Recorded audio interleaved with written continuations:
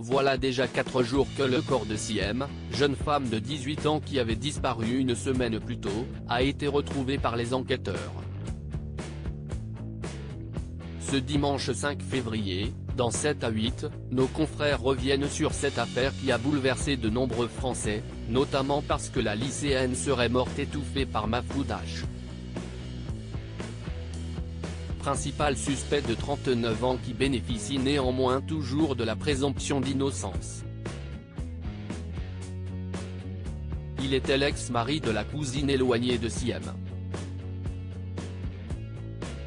dont l'émission diffusée sur TF1, l'ancien employeur de cette dernière, qui gère une chaîne de pizzeria et qui était devenu proche d'elle, a témoigné en dévoilant leurs inquiétants derniers échanges.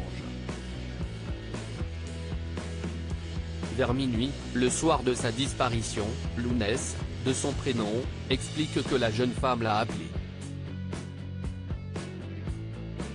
Elle m'a dit, il y a Mahfoud qui vient me chercher, en voiture. Et on n'a même pas eu le temps de discuter un peu plus longtemps, a-t-il affirmé, en précisant qu'après avoir raccroché, Siem lui a aussitôt envoyé un SMS dans lequel elle lui a écrit « J'y vais, je monte dans la voiture.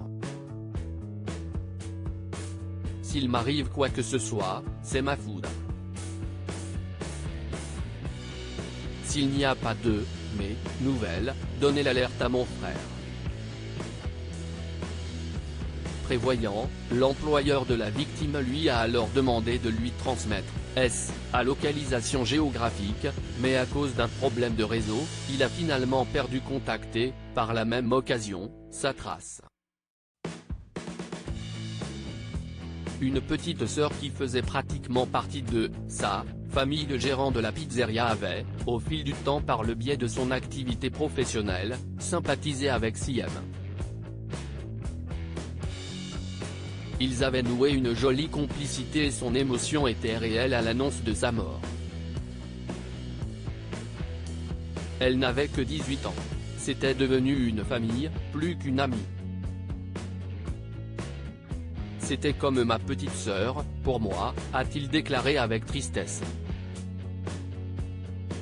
Lounès a ensuite tenu à faire une mise au point, en assurant que la jeune lycéenne n'entretenait aucune relation amoureuse avec le principal suspect, Mahfoud, contrairement à ce que ce dernier a indiqué aux enquêteurs.